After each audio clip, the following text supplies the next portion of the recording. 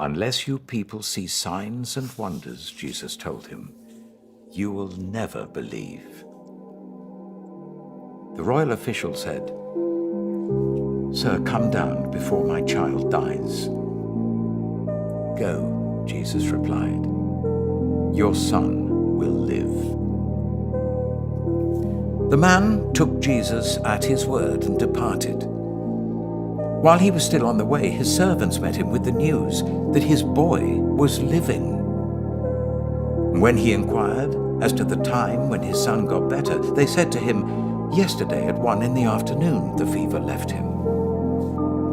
Then the father realized that this was the exact time at which Jesus had said to him, "Your son will live."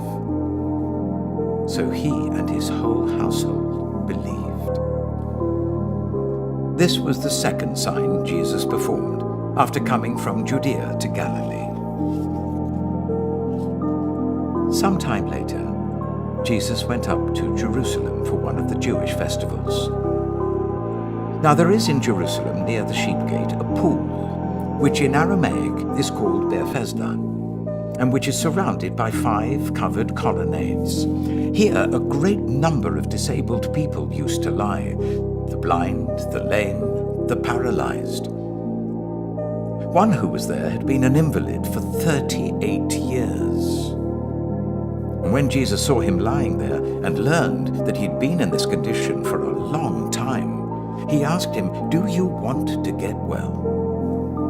"Sir," the invalid replied, "I have no one to help me into the pool when the water is stirred. When I'm trying to get in, someone else goes down ahead of me."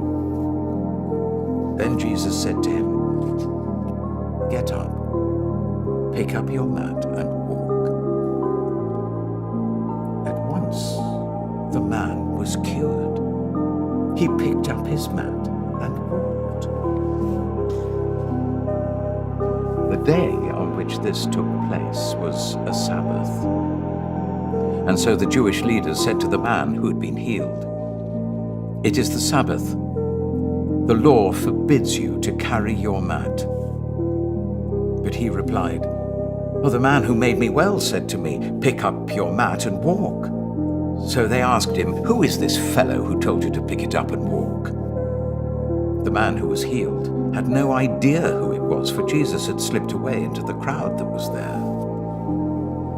Later, Jesus found him at the temple and said to him, "See, you're well again.